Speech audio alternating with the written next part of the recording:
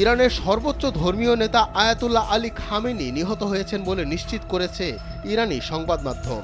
দেশটির তাসনিম ও first news agency এ তথ্য নিশ্চিত করেছে।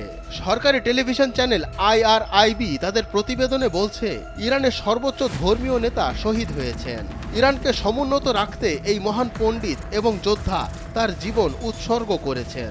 এদিকে খামেনির নিহতের ঘটনায় 40 দিনের শোক ঘোষণা করেছে ইরান।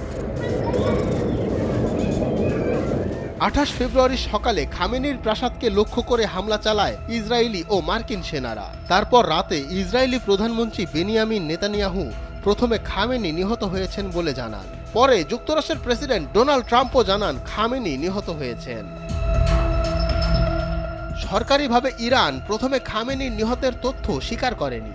অবশেষে 1 মার্চ বাংলাদেশ সময় সকালে খামেনির নিহত হওয়ার তথ্য স্বীকার করেছে তেহরান।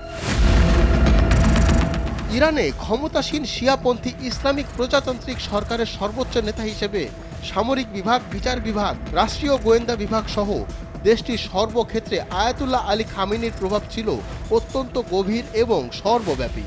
মূলত তার নির্দেশনাতেই ইরানের সরকার চলত।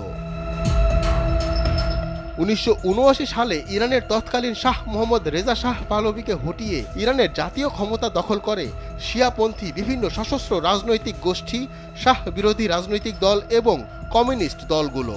সেই বিপ্লবের নেতৃত্ব দিয়েছিলেন আয়াতুল্লাহ রুহুল্লাহ খামেনি। বিপ্লবের পর তিনি হন ইরানের প্রথম সর্বোচ্চ ধর্মীয় নেতা। ডেস্ক রিপোর্ট, সময়ের আলো।